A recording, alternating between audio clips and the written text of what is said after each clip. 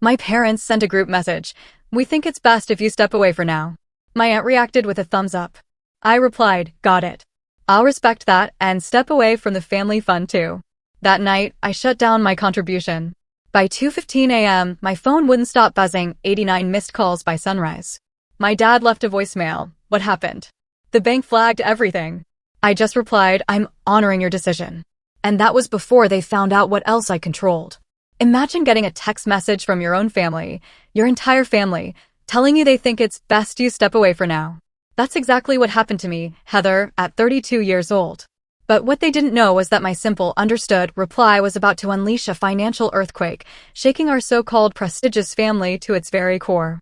You see, the Millers weren't just some family from Boston. We were the Millers. Our name, our firm, Miller Financial Advisors, it held weight. 3 generations of wealth, built from nothing by my grandfather, then expanded by my father, Robert. Our 5-bedroom colonial? Filled with trophies of success, expensive art, photos with politicians. My mother, Diana, the perfect corporate wife, sealing multi-million-dollar deals over her famous apple pie. It was a golden cage.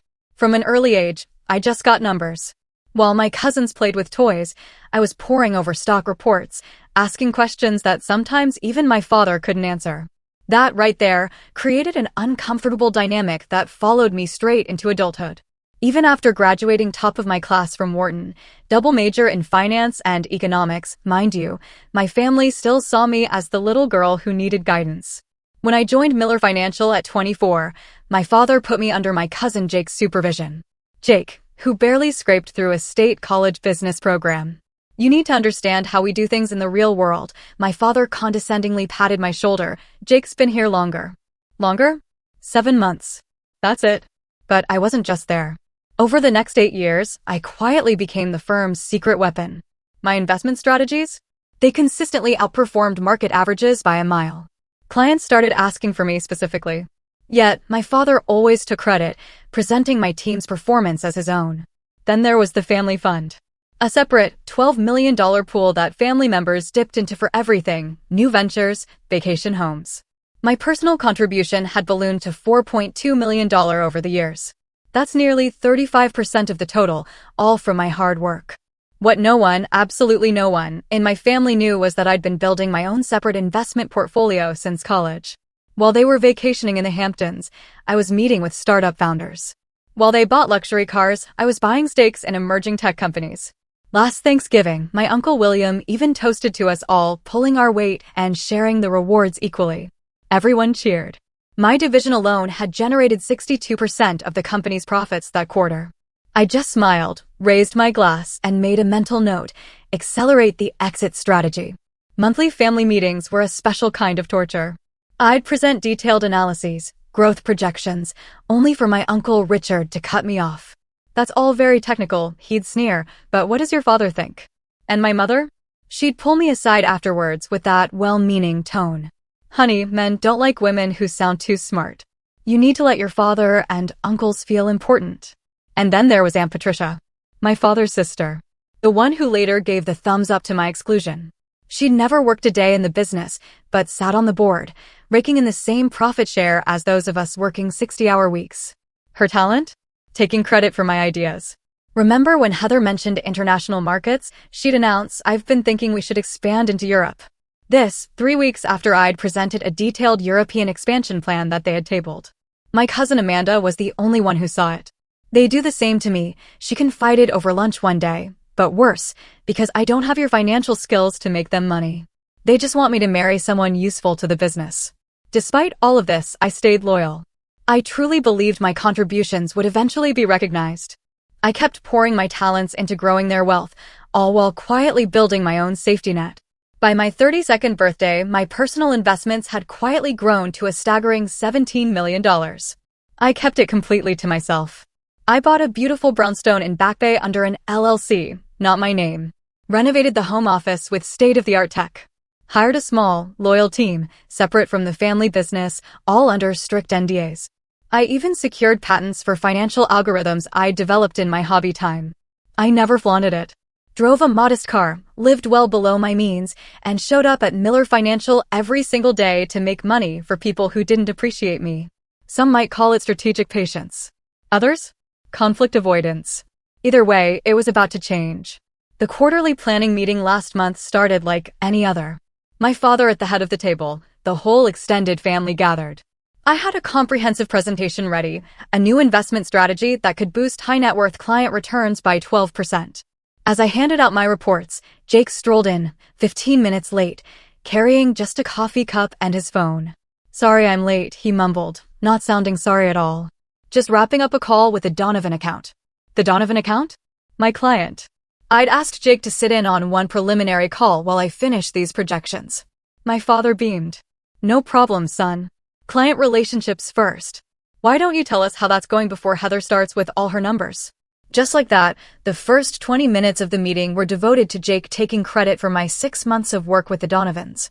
I sat there, silently, watching family members nod approvingly as he completely misrepresented the strategy one had developed. When it was finally my turn, I barely got through my second slide before Uncle Richard cleared his throat. "This all seems unnecessarily complicated," he said, not bothering to hide his disdain. "Our clients trust the Miller name because we keep things simple and reliable." Aunt Patricia nodded vigorously. "Exactly. All these algorithms and technical strategies just confuse people." I took a deep breath. "Actually, our client surveys show they're specifically coming to us for more sophisticated approaches. The market has changed. If we don't adapt, we'll start losing accounts to firms that are embracing these new methodologies." My father tapped his pen on the table. A signal I knew too well. He was getting impatient. "Heather, theory is one thing, but we deal in practical realities here." "This isn't theory." I shot back, trying to keep my voice even. "I've already implemented this approach with a Westfield portfolio as a test case. They've seen a 14% return in just 1 quarter. There was a moment of stunned silence. Then my father spoke. "You implemented this without authorization? That's not how we do things here." Heat rose in my cheeks. "I discussed it with you last month. You said to do whatever I thought best with the Westfield account since it was underperforming." "I certainly didn't authorize a complete strategy overhaul," he replied, though we both knew he'd barely listened, distracted by a golf tournament on the office TV. Jake, of course, jumped right in. "I have a simpler approach we could consider." He had nothing prepared. No slides, no data, not even a notepad. Yet, for the next 30 minutes, the family listened attentively as he essentially repackaged my ideas from last year, conveniently leaving out the key components that would actually make them work. "Now, that's the kind of straightforward thinking clients expect from the Miller name," my father said proudly when Jake finished. "Let's develop Jake's approach for next quarter." After the meeting, I tried to speak with my father privately. "Dad, I'm concerned about the direction we're taking. The strategy Jake proposed has significant gaps that could expose clients to unnecessary risk." He was checking sports scores on his phone. "Heather, you're too caught up in the details. This business was built on relationships and instinct, not just numbers and charts. But the numbers and charts are what keep us compliant and actually growing client wealth." I pointed out. He finally looked up. "You know what your problem is? You've never trusted the family way of doing things. Always thinking your fancy degree makes you smarter than everyone else." I was stunned. "That's not true. I've dedicated my entire career to this family business. And we appreciate that, sweetheart. But sometimes you need to remember that you're still learning how things work in the real world." I was 32 years old, managing over $300 million in client assets, with a track record that had helped double the firm's value in 8 years. And I was still learning. As I left his office, I overheard Aunt Patricia in the break room. "Heather's presentations give me a headache," she was saying. "All those charts and big words, like she's trying to make the rest of us feel stupid." My uncle agreed. "The girl doesn't understand our culture. Never has." I quietly stepped away. A cold, hard realization settled in my stomach. I went back to my office, closed the door, and just sat there in silence. For the first time, I allowed myself to accept what a part of me had always known. I would never be fully respected in my family business, no matter what I contributed. That evening, I didn't join the family for our usual post-meeting dinner. Instead, I went home to my brownstone and started reviewing my personal affairs. I confirmed all my independent business dealings were separate. Checked that my patents and intellectual property were securely in my name. Reviewed client contracts, noting which relationships were legally tied to me personally, not the firm. I wasn't planning anything specific yet, but something had shifted. I knew I needed to be prepared. The next week brought more subtle slights. My father interrupting me in a client meeting to translate my advice. Jake presenting my risk assessment model as his own. Aunt Patricia accidentally leaving me off an important family business email chain. Then came the final straw. I arrived early at the office on Tuesday for a meeting with our largest client, only to find it had been moved up and was already in progress. Through the glass walls, I could see my father, Jake, and two other family members sitting with clients I had worked with for years. I stood frozen in the hallway, watching them show presentation slides I had created. As the client nodded, my father and Jake exchanged congratulatory glances. Later that day, I found out they'd also scheduled a strategic planning retreat for the upcoming weekend at my uncle's lake house. Everyone in family leadership was invited. Everyone except me. That night, I sat in my home office until late, staring at my computer screen, but not really seeing it. Years of memories cycled through my mind. All the times my ideas had been dismissed, only to be celebrated when presented by someone else. All the extra hours I'd worked to prove my worth. All the growth I'd created for a family that would never see me as an equal. Enough, I whispered to the empty room. Whatever happened next, I was done being undervalued and overlooked. 3 days later, on Friday afternoon, my phone buzzed. Our family WhatsApp group. My father had created it for business, but it was mostly golf scores and vacation photos. The message from my father read, after considerable discussion among the senior family members, we think it would be best if Heather steps away from client management for now. We appreciate her background work, but recent feedback suggests clients respond better to our traditional approach. This isn't permanent, just a chance to realign with a Miller way of doing things. I stared at the screen, watching the responses trickle in. My Uncle Richard, completely agree. Smart move. Aunt Patricia and Cousin Jake, happy to take over her accounts in the transition. My mother, we only want what's best for everyone. 2 other cousins added their own affirmative responses. No one objected. No one even asked what client feedback they were referring to, which was telling, since I managed our client satisfaction surveys and knew our numbers were excellent. I felt an odd sense of calm as I watched this unfold. After years of trying to prove my worth, all the revenue I'd generated, all the growth I'd created for them, this was it. A group text removing me from my role without even the courtesy of a private conversation first. I waited exactly 17 minutes. During that time, several more supportive messages appeared from various family members, even some who had previously claimed to be on my side during office disagreements. Finally, I typed, understood. I'll respect that decision and step away from the family fund, too, wishing everyone continued success. Short, professional, and containing a bombshell they didn't yet understand. I put my phone on silent, face down on my desk. Then I opened my laptop and logged into the banking portal for our family fund. As a major contributor and one of the fund administrators, I had full access. The process was surprisingly simple. A few clicks. I initiated the withdrawal of my entire contribution for $0.2 million. Plus, the accurate portion of growth attributable to my investments within the fund, which added another $1.7 million. The system asked if I was sure. I was. Then, I sent a formal email to our family attorney, documenting my withdrawal, citing the section of our family agreement that allowed major contributors to exit with proper notice. I blind copied myself on a separate email account for my records. The family fund had always operated with a liquidity requirement, keeping at least 50% of assets in easily accessible accounts. My withdrawal wouldn't bounce due to insufficient liquid assets, but it would immediately and dramatically alter the fund structure and capacity. Our banking alerts were set to notify all administrators of any transaction over $50,000. I was counting on the fact that most family members, enjoying their Friday evening, wouldn't check those notifications until much later. With that done, I sent another email to my private team, informing them of upcoming changes and setting a meeting for Monday morning. Then, I went to my home safe and retrieved all the key documents I had carefully organized over the years, copies of patents, client contracts with my personal service clauses, documentation of my independent business entities, and evidence of which investment strategies were legally mine. I made myself a cup of tea and sat in my living room, looking out at the Boston skyline as dusk settled over the city. Part of me felt a twinge of sadness at the bridge I was burning. These were, after all, the people I had grown up with, worked alongside, tried to please for my entire life. But a stronger part of me felt something else entirely. Liberation. The constant need to prove myself, to swallow slights, to watch less qualified people take credit for my work. It was over. Whatever happened next, I would no longer be the overlooked daughter trying to earn a seat at a table that had been designed to exclude me. My phone started buzzing around 7:30 p.m. I glanced at it once, seeing several WhatsApp notifications and texts, but I didn't read them. Instead, I turned on a movie I'd been wanting to watch, ordered my favorite takeout, and gave myself permission to enjoy my Friday evening. At exactly 10:47 p.m., my phone rang. My father's specific ringtone. I let it go to voicemail. He called again immediately. And again. On the fourth call, I turned my phone off completely. I slept surprisingly well that night. When I turned my phone back on at 7 a.m. Saturday morning, I had to wait several minutes for all the notifications to finish loading. 64 missed calls, 127 text messages, 43 WhatsApp messages, 17 voicemails.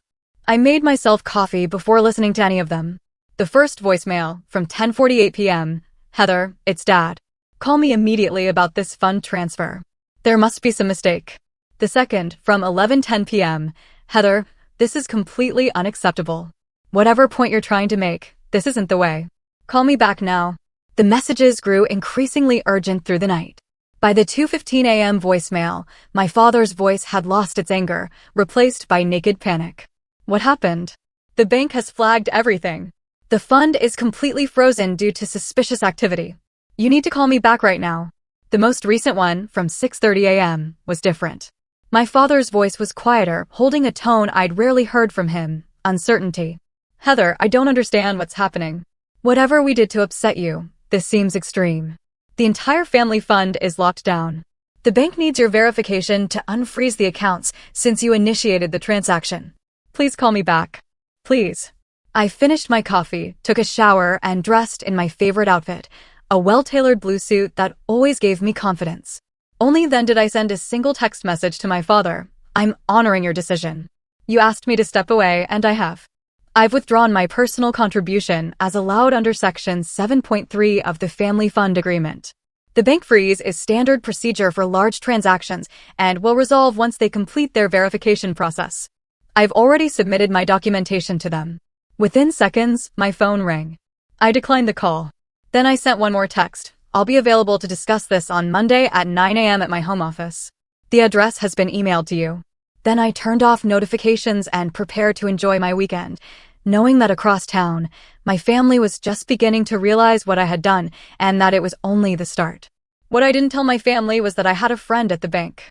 Not in any improper way, nothing that would violate banking regulations. But Sandra and I had gone to college together, and she now worked as a senior manager at the institution handling our family fund. She couldn't share specific information, but she did call me Saturday afternoon.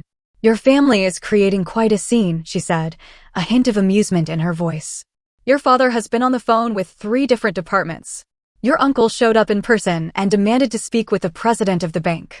I'm sorry about that, I replied. Don't be, Sandra said. From what I can tell, everything you did was completely by the book. The freeze is just standard protocol when a significant percentage of a large fund is withdrawn suddenly. It's an anti-fraud measure. I know, I said. And I've already submitted all the documentation showing I'm entitled to those funds. Which is why it should be resolved by Monday, she confirmed. Though I doubt that will calm them down in the meantime. She wasn't wrong. Through various notifications that kept appearing despite my efforts to mute them, I caught glimpses of the family meltdown. My phone would light up with preview snippets. Uncle Richard, this is sabotage. She can't just, Aunt Patricia. I always said she was too emotional. To Cousin Jake. What about the Henderson deal we were counting on? My mother, Heather, honey, please just talk to us. We can fix. By Saturday evening, the tone of the messages had begun to shift from outrage to desperation. The family had apparently begun to understand the full implications of my withdrawal. The Henderson deal Jake mentioned was a $20 million commercial real estate project they'd been planning to invest in. The fund would have provided the down payment. Without my portion, they were now significantly short. And the bank freeze meant they couldn't access even the remaining funds in time to save the deal. 6 months of work and a potential $3 million profit were just evaporating. My cousin Amanda was the only one who sent a different kind of message. Good for you. They never appreciated what you brought to the table. Want to get coffee next week? I actually smiled at that one and sent back a simple yes. Saturday night brought a new wave of calls and messages. This time, it wasn't just family members. Clients had apparently started hearing rumors and were concerned about their accounts. My father had actually given out my personal cell number, suggesting people contact me directly about the temporary technical issue with some accounts. This crossed a line. Involving outside clients in a family dispute? Unacceptable. I spent 2 hours sending carefully worded reassurances to clients, clarifying that their individual investment accounts were completely separate from the family fund and entirely unaffected. I also noted that I would be happy to discuss their portfolios directly on Monday if they had any concerns. I was careful not to disparage the family business or give any indication of the internal conflict. These were relationships I had built over years, and regardless of what was happening with my family, I maintained my professional ethics. Around midnight, our family attorney, Jonathan, called. Unlike the others, he was calm and measured. Heather, I've reviewed your withdrawal documentation, and everything appears to be in order legally. However, the timing and manner of this action have created significant challenges for the family operations. I understand that, I replied. But as you've confirmed, I've acted within my rights. He paused. Your father has asked me to propose an immediate restoration of the funds with a renegotiated leadership role for you within the company. I appreciate the offer, I said, but I'm not making any decisions right now. I'm happy to discuss options on Monday morning. Another pause. He's also mentioned the possibility of legal action regarding intellectual property and client relationships. Now it was my turn to pause. This was a weak threat, and Jonathan knew it. All of my patents and proprietary strategies are registered in my name personally, not the company's. For client relationships, I'm sure you've reviewed the contracts and noticed the personal service clauses in many of them. But again, I'm happy to discuss all of this on Monday. He sighed. I'll relay your position. For what it's worth, I've advised against any legal posturing. It wouldn't serve anyone's interests. I agree, I said. Good night, Jonathan. By Sunday morning, the family strategy had shifted again.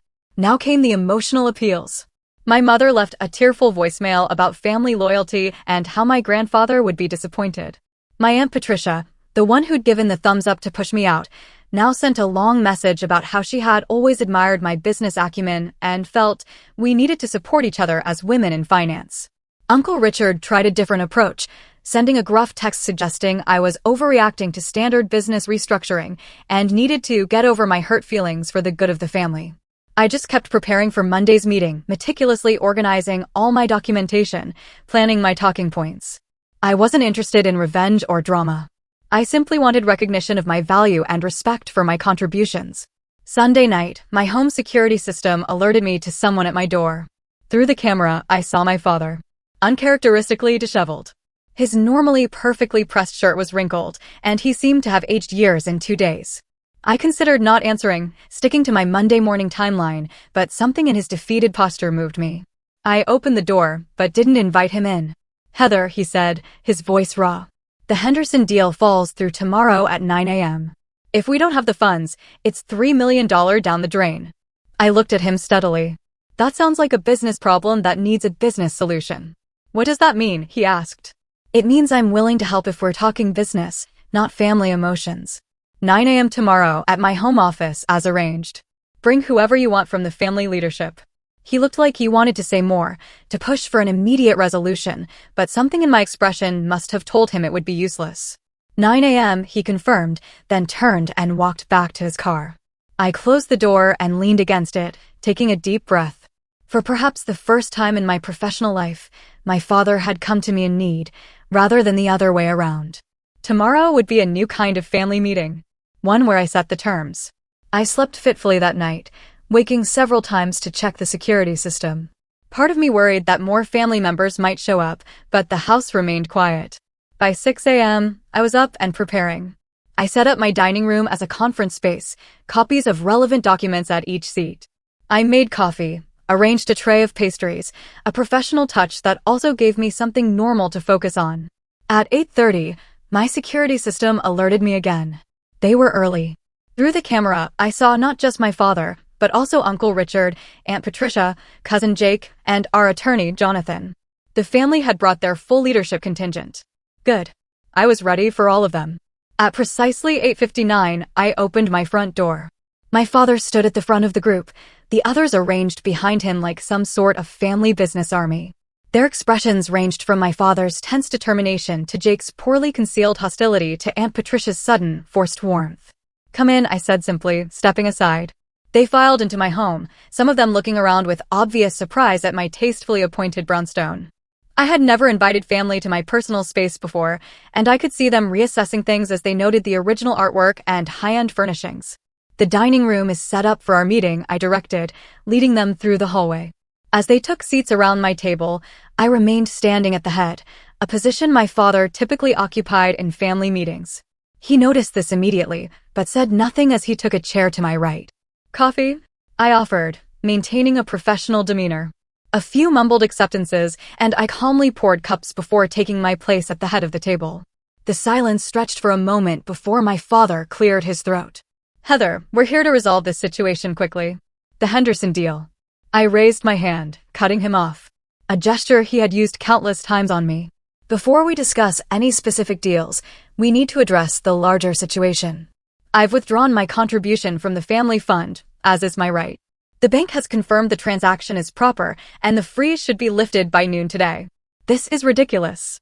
Uncle Richard burst out. "You're holding the family hostage over what?"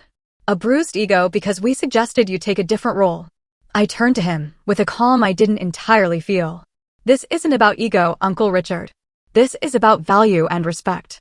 For 8 years, I've generated consistent returns above market average. My division has brought in 62% of company profits. My client satisfaction ratings are the highest in the firm. Yet, I was removed from client management via group text, without discussion, based on claimed feedback that doesn't exist. We were going to discuss it in detail at the retreat," Aunt Patricia interjected, her voice sickly sweet. "Honey, sweetie, we just wanted to get the basic decision communicated first." "The retreat I wasn't invited to," I pointed out. "That was an oversight," my father said quickly. Jake snorted. "Come on, Heather. You're making a mountain out of a molehill. So you got your feelings hurt. Did you have to blow up a major deal over it?" I turned to Jake, maintaining my composure. "I didn't blow up anything. I simply withdrew my personal contribution, which happened to be a larger percentage than anyone anticipated. That reveals the real problem here. You've all been taking my contribution for granted, both financially and professionally." My father leaned forward. "Whatever mistakes we've made, and I admit there may have been some, this response is disproportionate. You've put a $3 million deal in jeopardy. A deal that apparently couldn't happen without my money," I noted. Yet, I wasn't consulted on it. Jonathan, our attorney, spoke up for the first time. "Perhaps we could focus on immediate solutions first, then address the longer-term concerns afterward. The Henderson deadline is the most time-sensitive issue." I nodded. "That's reasonable. I'm prepared to wire $5 million to the family fund this morning, sufficient to cover the Henderson down payment with a buffer." Everyone started talking at once, relief evident in their voices, until I raised my hand again. "But this will be structured as a loan from my personal holdings to the family fund, with standard market interest rates and specific repayment terms. Jonathan can draw up the paperwork immediately." The relief around the table faltered. "A loan?" my father asked. "You're going to charge your own family interest?" "This is a business transaction," I replied evenly. "Which is how you've always insisted we approach things at Miller Financial. I'm offering market rate financing on extremely short notice to save a valuable deal. Any other lender would charge significantly higher rates given the time constraints." Jonathan nodded reluctantly. "She's right. It's actually quite a reasonable offer under the circumstances." My uncle's face had turned an alarming shade. "I've read. This is extortion." "No," I corrected. "This is negotiation. The alternative is to let the Henderson deal fall through, which serves no one's interests." My father studied me for a long moment. I could see the calculations happening behind his eyes, weighing pride against practicality, emotion against business. "Fine," he finally said. "Jonathan, draw up the loan agreement. But Heather, after this, we expect you to return to your role at the company and reinvest in the family fund. We can discuss a more appropriate leadership position for you." I shook my head. "That's not on the table today. The loan for the Henderson deal is a separate matter. My future involvement with Miller Financial and the family fund will require a completely new agreement." Aunt Patricia leaned toward me, her voice dropping to what she probably thought was a sympathetic tone. "Heather, dear, I understand you're upset. We all say and do things in the heat of the moment, but we're family." "Yes, we are," I agreed. "And family should treat each other with respect. The group message asking me to step away made it clear how much my contributions are valued. That was poorly handled, my father admitted. I take responsibility for that, but surely we can move past a single communication mistake. It wasn't a mistake, I said quietly. It was a symptom of a pattern that's existed for years. My ideas are dismissed until someone else presents them. My achievements are attributed to team effort, while others are celebrated individually. My professional judgment is questioned despite consistent results. I looked around the table, meeting each person's eyes. I've brought millions in profit to this family, and in return, I've been treated as an afterthought. That ends today. The room fell silent as the full impact of my words sank in. For the first time, I wasn't backing down or smoothing things over. I wasn't accepting a pat on the head and a promise to do better next time. Finally, Jake broke the silence with a dismissive laugh. This is all very dramatic, but let's be realistic. You need the Miller name and connections as much as we need your number crunching. Where exactly do you think you're going to go? That was the opening I had been waiting for. I smiled.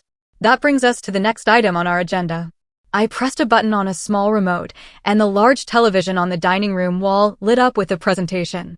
The first slide showed a logo I had designed myself, Heather Miller Capital Management. I've been operating my own investment firm as a separate entity for the past 4 years, I explained, advancing to the next slide, which showed impressive growth charts. My personal clients have enjoyed average returns of 17% compared to the 9% at Miller Financial. The shocked expressions around the table gave me a satisfaction I tried not to show. That's not possible, my father said. You've been working full-time at our firm.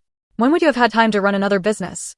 Evenings, weekends, the vacation days I never took, I replied.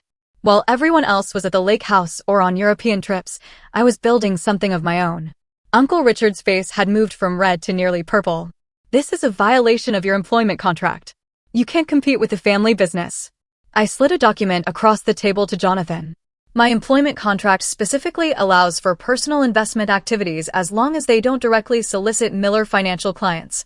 I've adhered to that completely. Jonathan skimmed the document and gave a reluctant nod. She's technically correct. The clause was intended to cover personal stock trading, but it's broadly worded. I advanced to the next slide showing a list of patents. I also hold 7 patents for financial algorithms and trading systems. All registered to me personally, not Miller Financial.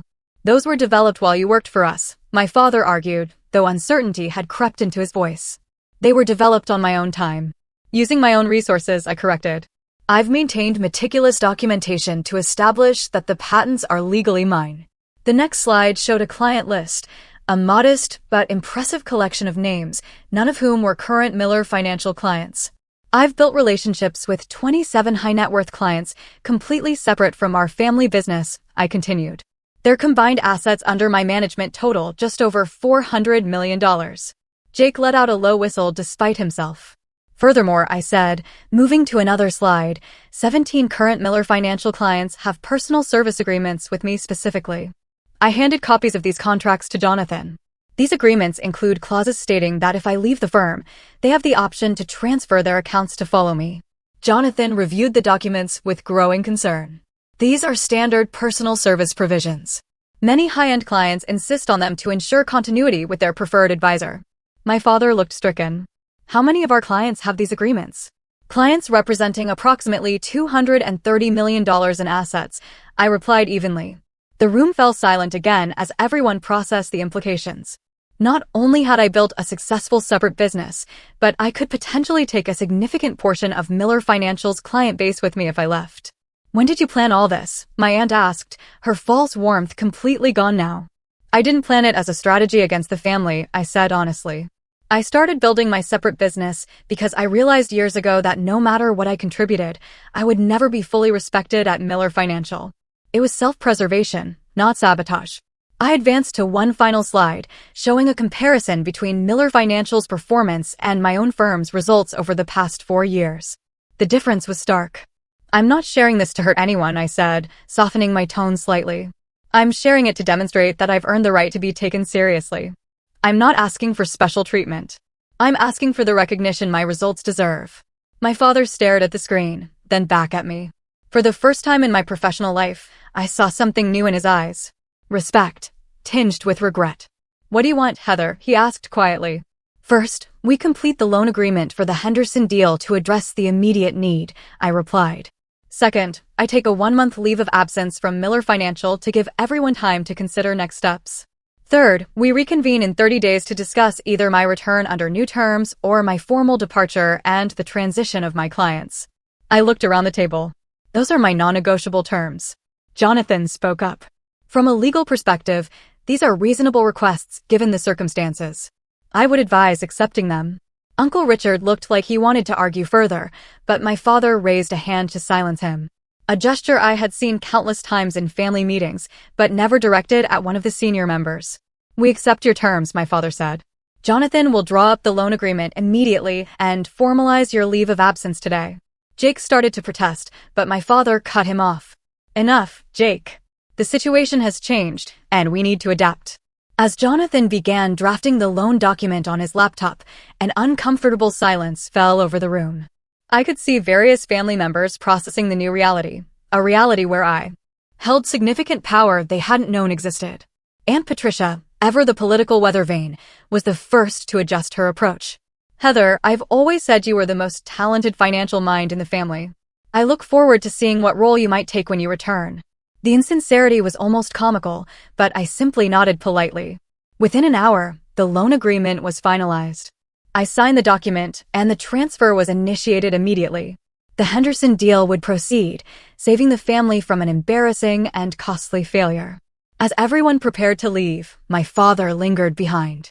When we were alone, he looked around my home with new eyes, taking in the success I had built independently. I underestimated you, he said finally. I've been doing it your entire life, haven't I? I didn't answer directly. The family meeting in 30 days will be an opportunity for a fresh start, one way or another. He nodded, looking suddenly older and very tired. For what it's worth, I'm proud of you, even if I haven't shown it. Thank you, I said, and I meant it. But I needed that recognition years ago, not after I forced your hand. He nodded again, accepting the truth of my words, then turned to leave. At the door, he paused. Your grandfather would have been impressed. He valued results and determination above everything else. After everyone left, I sat alone in my dining room, looking at the remnants of the meeting. Coffee cups, scattered papers, the lingering tension in the air. For years, I had imagined a confrontation where I finally stood up for myself. But the reality had been both more clinical and more emotional than I had anticipated. I wasn't naive enough to think one meeting had solved everything. The next 30 days would be a critical period of adjustment for everyone, myself included.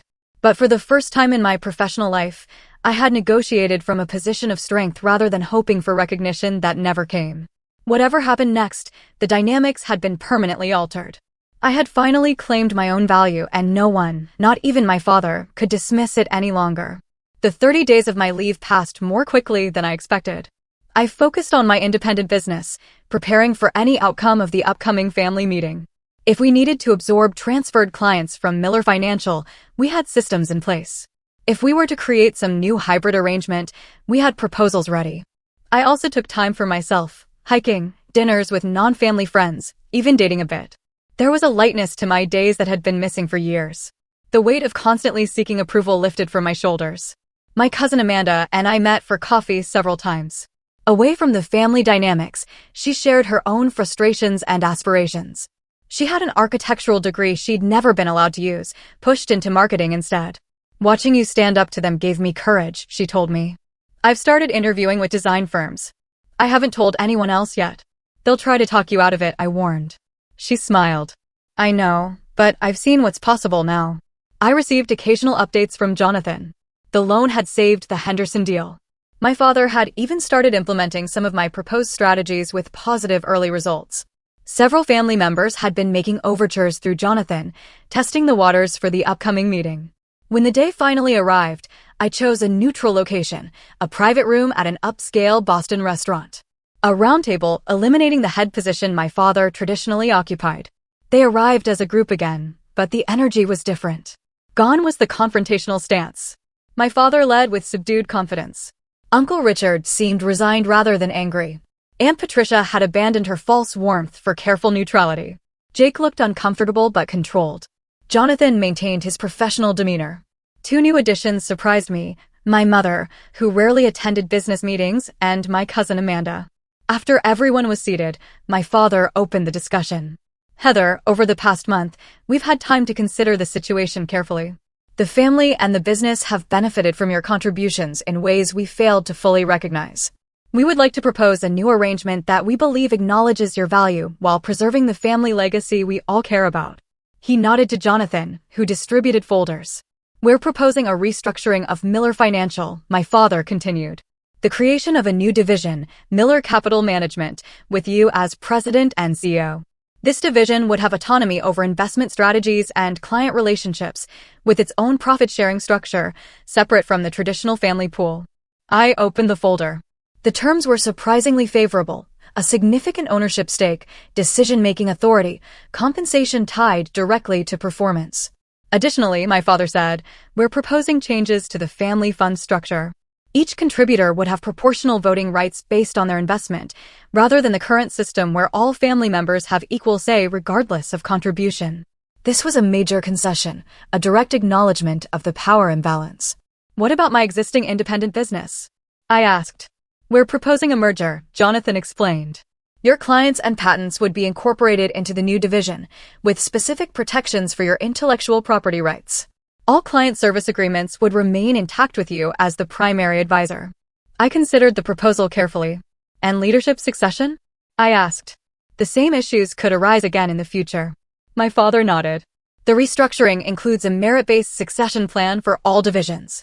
Leadership positions will be determined by performance metrics and client outcomes, not seniority or family politics. It was a comprehensive proposal, addressing most of my concerns. The family had clearly done serious work during my absence. I'll need time to review the details, I said. Of course, my father agreed. We're not expecting an immediate decision. Uncle Richard, who had been uncharacteristically quiet, spoke up. I want to acknowledge something, Heather. I've been dismissive of your approaches because they weren't how we've traditionally done things. The results speak for themselves, and I was wrong to resist change that clearly benefits our clients. Coming from my uncle, this was the equivalent of moving mountains. Aunt Patricia added, the family business needs to evolve. Your generation brings perspectives we need to embrace, not resist. Jake shifted uncomfortably before adding, I've learned a lot reviewing your client strategies over the past month. There's a depth to your approach that I hadn't fully appreciated. These admissions, while clearly difficult for them, showed a significant shift. My mother reached across the table and squeezed my hand briefly. A simple gesture of support that meant more than she probably realized. I appreciate everyone's willingness to reconsider our working relationship, I said carefully. I'll review the proposal and respond within a week. As the meeting concluded, Amanda caught my eye with a small smile of encouragement. Whatever I decided, I knew I had at least one family member who understood what this moment meant. The days that followed involved careful analysis of the proposal with my team and independent legal counsel. There were negotiations on specific terms, clarifications of authority boundaries, and detailed discussions about the integration of my existing business. In the end, I accepted a modified version of the family's proposal. The new division was established, my independent business was merged in, and I took on a leadership role that reflected my contributions. My personal investments returned to the family fund, but under the new voting structure that ensured my voice would be proportional to my contribution. The transition wasn't perfect. Old habits occasionally resurfaced. My father instinctively trying to override decisions, Jake taking credit in client meetings, Aunt Patricia making subtle undermining comments. But now there were structures in place to address these issues, and more importantly, I had proven my willingness to walk away if necessary. Over the following year, Miller Capital Management outperformed every other division of the family business. New clients were attracted by our innovative approaches, and existing clients benefited from enhanced returns. My cousin Amanda eventually left to pursue her architectural passion, with my full support and a small investment from me in her new design firm. Family dynamics shifted gradually. My father and I developed a new relationship based on mutual professional respect rather than the parent-child dynamic that had undermined us for years. Some family members adapted better than others, but all recognized that the business was stronger for the changes we had implemented. One evening, nearly a year after that fateful group message, my father and I were working late, reviewing quarterly results. I've been thinking about your grandfather lately, he said unexpectedly. When he handed the business to me, he said something I didn't understand at the time. He said, "The best legacy isn't preservation, it's evolution." I think I finally understand what he meant. I looked at my father thoughtfully. Evolution is harder than preservation. It requires admitting that the original form might not be perfect. He nodded. Pride makes that difficult. I was so focused on maintaining what he built that I resisted changes that would have made it better. He smiled slightly. Even when those changes came from the person most committed to its success. It's never too late to evolve, I said. The journey from being undervalued to being respected hadn't come easily. It had required me to build leverage, to be willing to walk away, and ultimately, to force a confrontation I would have preferred to avoid. But the outcome wasn't just better for me. It was better for the entire family and the business we had all dedicated ourselves to. The most valuable lesson wasn't about finance or business strategy. It was simpler and more universal. Respect isn't given freely. It must sometimes be claimed. Worth isn't determined by others' recognition of it, but by your own knowledge of your value and your willingness to stand firm in that knowledge. Have you ever had to take a dramatic stand to make people recognize your value? I'd love to hear your stories in the comments below. If this resonated with you, please like and subscribe for more stories about finding your voice and standing your ground.